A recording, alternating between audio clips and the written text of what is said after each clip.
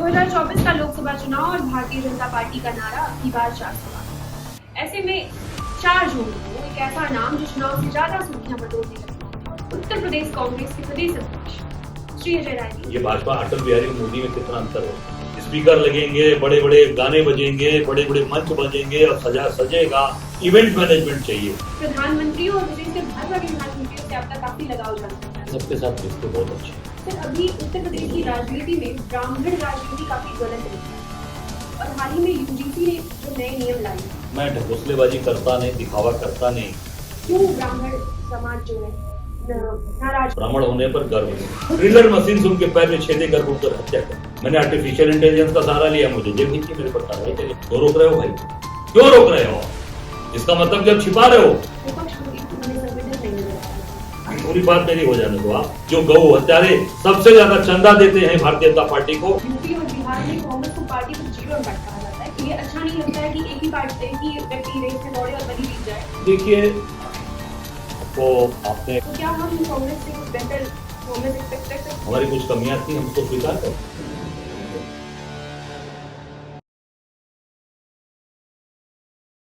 2024 का लोकसभा चुनाव और भारतीय जनता पार्टी का नारा अब की बार 4 सवाल। ऐसे में 4 जून को एक ऐसा नाम जो चुनाव से ज्यादा सुर्खियां बटोरने लगता है और भारत के प्रधानमंत्री श्री नरेंद्र मोदी को अपने से पीछे चलने पर मजबूर कर देता है। काशी की राय के नाम से खुद की पहचान बनाने वाले उत्तर प्रदेश कांग्रेस के प्रदेश अध्यक्ष श्री अजय राय जी, बहुत बहुत धन्यवाद सर हमसे जुड़ने के लिए। शुक्रिया। सर, क्रिकेट देखते हैं? सर, क्रिकेट देखते हैं? क्रिकेट बिल्कुल देखता हूँ, कभी कल देखता हूँ। क्योंकि काशी जो रिजल्ट 2024 लोकसभा का रहा, वो ऐसा लग रहा था मानो माइटी ऑस्ट्रेलिया के सामने राहुल द्रविड़ खड़े हो और प्रधानमंत्री जी की माइक टेस्ट करा दिया आपने। हाँ, देखिए, मेरा काम करने का तरीका बहुत ही सरल और साधारण है जी। मैं ढकोसलेबाजी करता नहीं, दिखावा करता नहीं। आम इंसान, साधारण इंसान, गरीब आदमी, सामान्य आदमी, मेरे सबके साथ रिश्ते बहुत अच्छे हैं। और काशी धरती बाबा विश्वनाथ की धरती है, महादेव की धरती है, जो हमारे देख सकते हैं बगल में लगी। ये अवगढ़दानी है। इनके यहाँ हर व्यक्ति, चाहे वो कपड़े शरीर पे हो, तन पे कपड़े हो ना हो, पैसा हो ना हो उसके पास, वो बाबा के दरबार में जाता है और उनकी आराधना करता है और उनका आशीर्वाद मिलता है। तो काशी के लोगों ने मुझे प्यार दिया। मैं उस पर काशी का मिट्टी का हूँ, उस परिवार का हूँ। तो वहाँ तो निश्चित तौर से बाबा का आशीर्वाद है। कोई भी लड़ने आएगा तो निश्चित तौर से वहाँ वो निश्चित हारेगा चुनाव। और वहाँ पे क्योंकि बाबा का विशेष कृपा और आशीर्वाद है। सर, क्योंकि आपको सारे ही जटिल कार्य पसंद है और आपने काफी बड़े बड़े लोगों को काफी बड़ी बड़ी टक्करें दी हैं, तो हमने आपके लिए सारे ही टफ सवाल चुने हैं। आशा है आप सहयोग करेंगे। सर, जब आपने पहला चुनाव 1996 में विधायक का लड़ा था, तो आपने भारत के प्रधानमंत्री के आशीर्वाद श्री अटल बिहारी वाजपेयी जी का आशीर्वाद दिया था। और सर, अभी जब आप सांसद का चुनाव लड़ रहे थे, तब भी आपने भारत के ही प्रधानमंत्री श्री नरेंद्र मोदी जी के अगेंस्ट चुनाव लड़ा और संयोगवश भाजपा से। तो सर, प्रधानमंत्री और विशेषकर भाजपा के प्रधानमंत्रियों से आपका काफी लगाव जान पड़ता है। सर, इस पर क्या राय है? देखिए, आपने बहुत ही देश के सर्वमान्य नेता और बहुत ही मृदुल स्वभाव के व्यक्ति का नाम लिया, वो अटल बिहारी वाजपेयी। अटल बिहारी वाजपेयी जी बहुत ही मृदुल व्यक्ति थे और बहुत ही उनका व्यक्तित्व बहुत बड़ा था। मैं 96 का चुनाव लड़ रहा था उदल जी के खिलाफ। तो कामरेड उदल 9 बार के एमएलए थे, पुलसला से 9 बार एमएलए थे वो। जितने मेरी उम्र थी उससे दुगना वो दिन से एमएलए थे। मेरी 25 साल की उम्र थी। 25 साल की उम्र में मैं चुनाव लड़ने गया तो लड़ा, क्योंकि लड़ने का स्वभाव है और लड़ने का मेरा एक जज्बा है लड़ना। क्योंकि बाबा विश्वनाथ का भक्त होने के कारण झुकता नहीं, कहीं लड़ता। अटल बिहारी वाजपेयी जी का कार्यक्रम मेरे विधानसभा में नहीं था। उनका व्यक्तित्व बता रहा हूँ, बड़ा व्यक्तित्व बता रहा हूँ। वो मिर्जापुर से एयरपोर्ट से बाहर दिल्ली जा रहे थे और संयोग से ये कह लीजिए कि हवाई अड्डा मेरे विधानसभा का पार्ट है। वो बाबूपुर एयरपोर्ट जो दीनदयाल उपाध्याय जी के नाम से होगा, लाल बहादुर शास्त्री जी के नाम से हुआ, सॉरी। तो वो एयरपोर्ट जा रहे थे। मैंने प्रयास किया रास्ते में काफी अधिकारियों ने कहा कि वो 13 दिन के प्रधानमंत्री हो चुके थे, उनको एसपीजी कवर्ड हो चुके थे, वो एसपीजी उनको मिल चुकी थी। मुझसे काफी अधिकारियों ने कहा कि अब कार्यक्रम आप क्या नहीं है तो आप क्या रुकेंगे नहीं है अटल बिहारी वाजपेयी जी, वो नहीं रुकेंगे। मैंने कहा कार्यकर्ता हूँ, रिक्वेस्ट करूंगा, हाथ जोड़ूंगा, शायद रुक जाए। कहे नहीं आप वो अब नहीं रुकेंगे। हमने कहा नहीं रुकेंगे, मैं रिक्वेस्ट करूंगा, उनसे आग्रह करूंगा। गाड़ियां उनकी निकली, फ्लीट निकली, मैंने हाथ जोड़कर निवेदन किया, खड़ा हो गया, गाड़ी रुक गई। फिर मैंने निवेदन किया कि मैं यहाँ से चुनाव लड़ रहा हूँ। जब मैंने बताया कि मैं कामरेड उदय जी के खिलाफ चुनाव लड़ रहा हूँ, 9 बार के MLA, अच्छा। मैंने रिक्वेस्ट किया कि अगर आप निकल जाए, 2 मिनट निकल कर जनता को संबोधित कर देंगे तो मैं निश्चित चुनाव जीतूंगा। उन्होंने कहा बिल्कुल। वो गाड़ी से बाहर आए, तुरंत हमने व्यवस्था वहां पर कर दी। 5 मिनट के अंदर बाइक लगा दिया छोटा सा, और एक वहीं पर चौकी लगा दी, बगल में चाय की दुकान से मंगाकर चौकी लगा दी। अटल बिहारी वाजपेयी का व्यक्तित्व बता रहा हूँ। वो चौकी पर खड़े हो गए और उन्होंने पूरे कुलसला विधानसभा के लोगों को संबोधित किया। कम से कम 10,000 लोग इकट्ठे हो गए अटल बिहारी के नाम पे। उन्होंने चौकी पर खड़े होकर संबोधन किया और मैंने उनसे फिर वादा किया कि हम चुनाव जीत कर देंगे। मैंने उनके पैर छूकर आशीर्वाद दिए और चुनाव जीतने के बाद जब उनसे मिला तो उन्होंने आशीर्वाद दिया। ये अटल बिहारी वाजपेयी का व्यक्तित्व है। आज मोदी जी हैं, ये भाजपा अटल बिहारी मोदी में कितना अंतर हो गया। अब पूरा इनको पूरा हवा डावा चाहिए, पूरा इनको साथ समान चाहिए, इनको पूरा बड़े बड़े स्पीकर लगेंगे, बड़े बड़े गाने बजेंगे, बड़े बड़े मंच बजेंगे और सजेगा, इवेंट मैनेजमेंट चाहिए। और अटल बिहारी वाजपेयी में और मोदी में अंतर यही है। इस नाते मैंने ये बात बताया। तो अटल बिहारी जो युग था भाजपा का वो खत्म हो गया। अब ये पूरी तरीके से आज ये दिखावा, आडंबर और मार्केटिंग वाले लोगों का ये समय आ गया है। इसलिए भारतीय जनता पार्टी को डूबने से कोई बचा नहीं पाएगा। सर, अभी उत्तर प्रदेश की राजनीति में ब्राह्मण राजनीति काफी ज्वलंत मुद्दा है सर, और हाल ही में यूजीसी ने जो नए नियम लाए हैं और शंकराचार्य का जो मौनी अमावस्या के दिन प्रयागराज में जो उनके साथ दुर्व्यवहार किया गया, ये सारे कई कारण है सर। आप भी ब्राह्मण है तो सर आपकी क्या राय है, क्यों ब्राह्मण समाज जो है नाराज है भाजपा से? देखिए, पहली बात मैं आपको बता दूं कि मुझे ब्राह्मण होने पर गर्व है। गर्व है मुझे। मैं उस स्कूल में पैदा हुआ हूँ और उस स्कूल के लिए निश्चित मैं खड़ा हूँ। और ब्राह्मण समाज सर्व समाज की बात करता है, कभी अपनी बात नहीं करता। मैंने ब्राह्मण समाज का उठाकर देख लीजिए। हमारे उत्तर प्रदेश के मुख्यमंत्री थे गोविंद बल्लभ पंत जी, नारायण दत्त तिवारी जी, पंडित कमलापति त्रिपाठी जी, हेमंती नंदन बहुगुणा जी, श्रीपद मिश्रा जी। आप देखेंगे इनके नारायण दत्त तिवारी जी का कार्यकाल 6 बार का था। सर्व समाज के लिए काम किया, जितना ब्राह्मणों के लिए काम किया उतने मुस्लिम्स के लिए काम किया, ओबीसी के लिए काम किया, एससी के लिए काम किया। सबको कल कारखाने जितने लगे, मैं भी परसों गया था सीतापुर, वहां 6 चीनी मिलें हैं। मैंने पूछा चीनी मिलें किसके समय की लगी? सब लोगों ने कहा कांग्रेस के समय की लगी। एक भी चीनी मिल इन लोगों ने नहीं लगवाए, एक भी कारखाने नहीं लगवाए। तो ब्राह्मण समाज निश्चित तौर से आज अपमानित आज से नहीं महसूस कर रहा है। जब से ये आए हैं मोदी और योगी, तब से अत्याचार अन्याय कर रहे हैं। हत्याएं 1700 से ऊपर हत्याएं हो चुकी हैं। गोरखपुर में जो व्यक्ति बाबा के विरोध में था, योगी के विरोध में था, उसको घर से उठवाकर विनोद उपाध्याय की इन्होंने इनकाउंटर करा दिया, हत्या करा दी। उस STF ने जाकर उसको सुल्तानपुर के अंदर मारा। मैं उसके घर गया था। एक नहीं, एक तिवारी जी की ड्रिलर मशीन से भाजपा के यूथ के अध्यक्ष बीजेपी के थे, भारतीय जनता युवा मोर्चा के, ड्रिलर मशीन से उनके पैर में छेदे कर उनकर हत्या कर दी गई। ये सुल्तानपुर के अंदर। आप सोच सकते हो कितने निर्दयी हैं ये लोग। आज आप संत समाज पूरी तरीके से अपमानित, शंकराचार्य का अपमान हुआ। ये पूरी समझिए चुटिया पकड़कर उन बच्चों को मारा गया। चुटियाधारी बच्चों को पकड़कर उनकी चुटिया खींचकर मारी गई, उनके गेरुआ वस्त्र फाड़ दिए गए। ये क्या है? ये सनातन का अपमान है। पूरे सनातन का अपमान किया।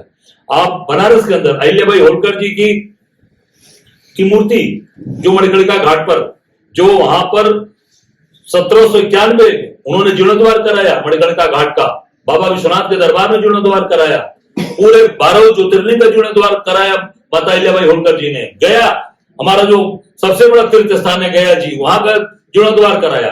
आप अहिल्याबाई होलकर की मूर्ति इन्होंने बुलडोज कर दी, बुलडोजर के नोच से तोड़वा दिया मणिकर्णिका घाट में, जो हमारा सबसे बड़ा महाशमशान है।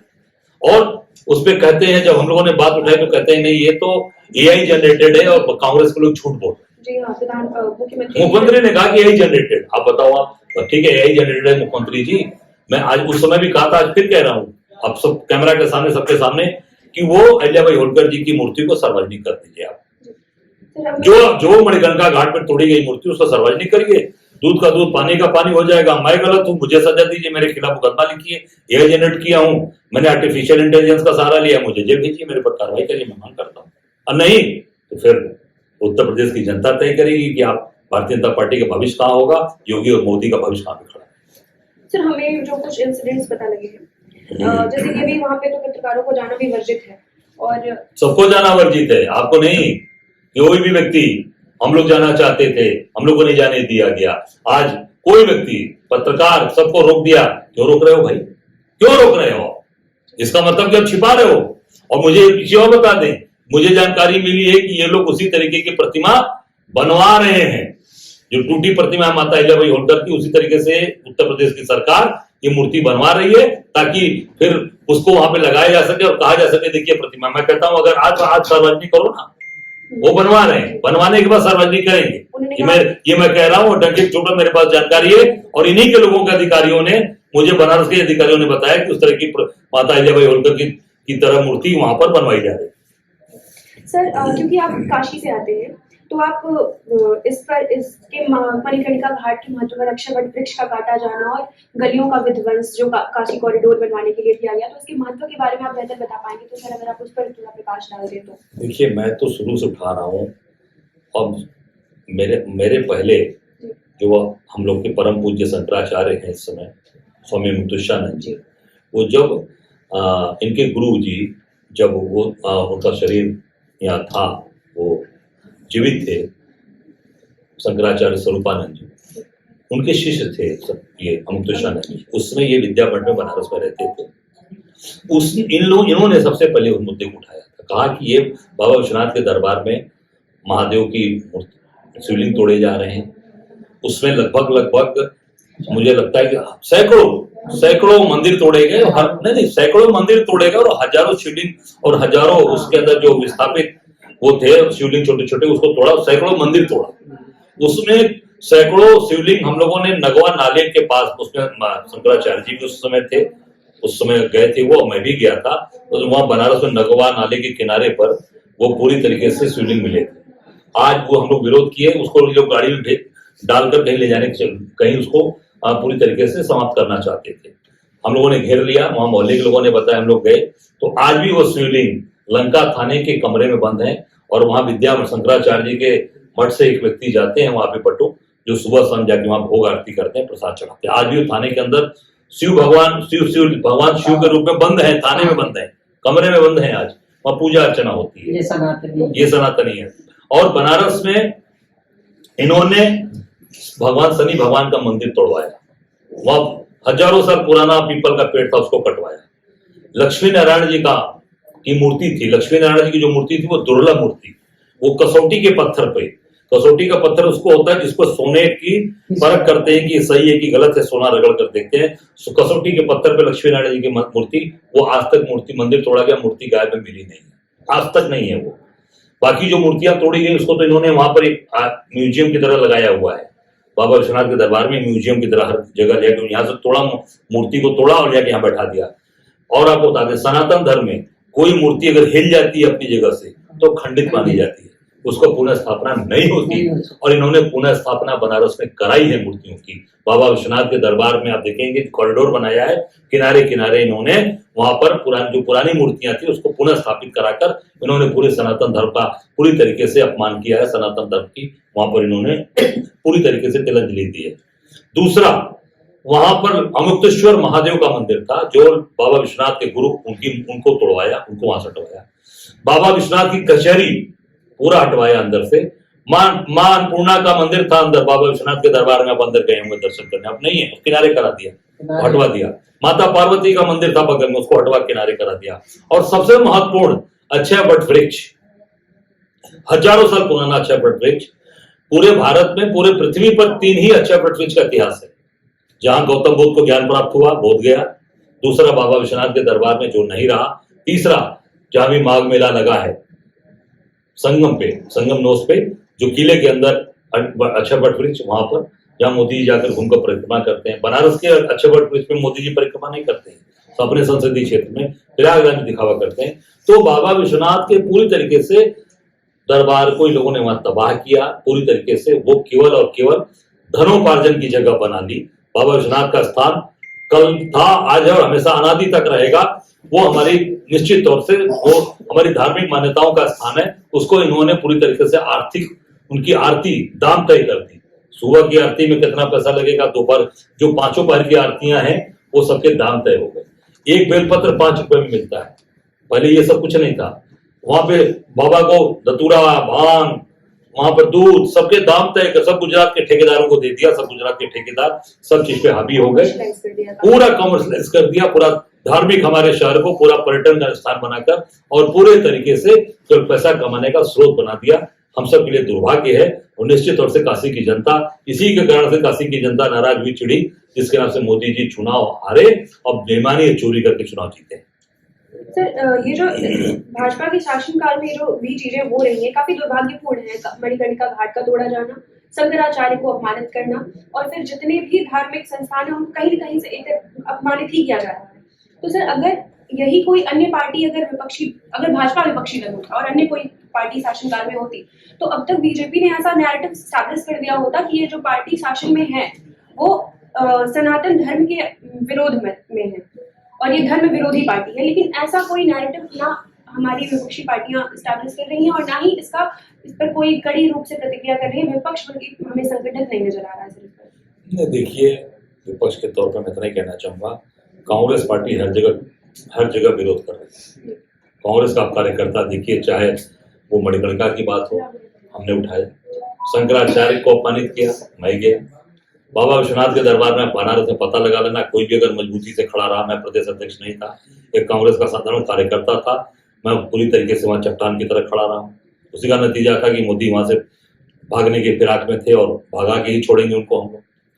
दूसरी बात आपको बताना चाहूंगा कि जहां भी अत्याचार अन्याय हुआ है वहां कांग्रेस के कार्यकर्ता सड़क पर उतर के पूरे प्रदेश में, अगर विपक्ष में कोई लड़ रहा है पूरे 75 जिले के अंदर आज के दिन में, तो कांग्रेस का कार्यकर्ता लड़ रहा है, कांग्रेस के लोग।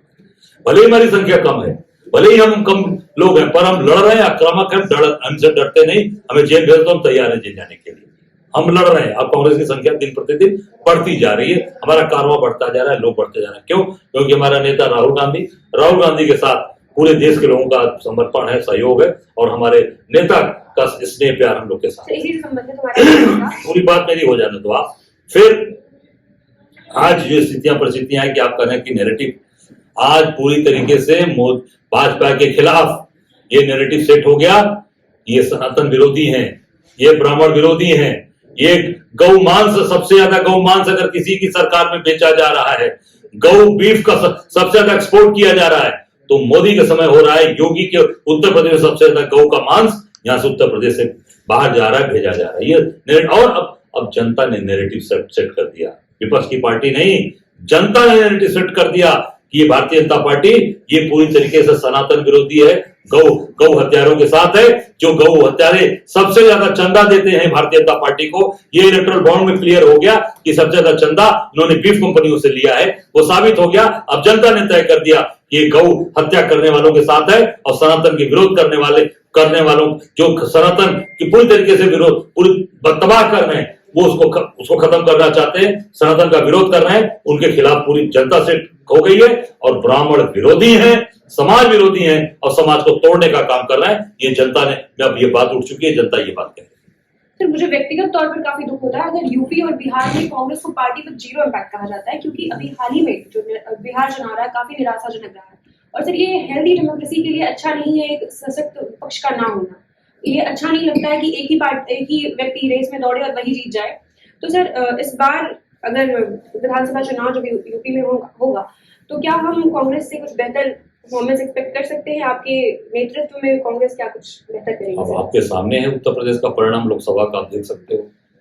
अब बिहार की बात नहीं करता, बिहार में तो बहुत चोरी-मानी किया और बिहार में निश्चित तौर से हमारी कुछ कमियां थी, हम उसको स्वीकार करते हैं, ऑन कैमरा स्वीकार करते हैं कि हमारी कमियां थी, हम उसको स्वीकार करते हैं। और उत्तर प्रदेश में बाबा विश्वनाथ का आशीर्वाद है, महादेव का आशीर्वाद है, वो हमसे कोई गलती नहीं होने देंगे, उनकी कृपा है और हर जगह रक्षा करते हैं, तो निश्चित तौर से यहाँ पर कांग्रेस का झंडा बुलंद होगा।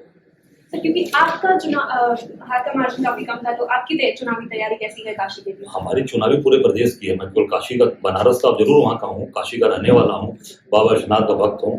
काशी हमारे लिए मूल है और पूरे प्रदेश के अंदर कांग्रेस का टंका बजेगा, ये मैं विश्वास रखना चाहता हूँ। बहुत बहुत धन्यवाद। धन्यवाद।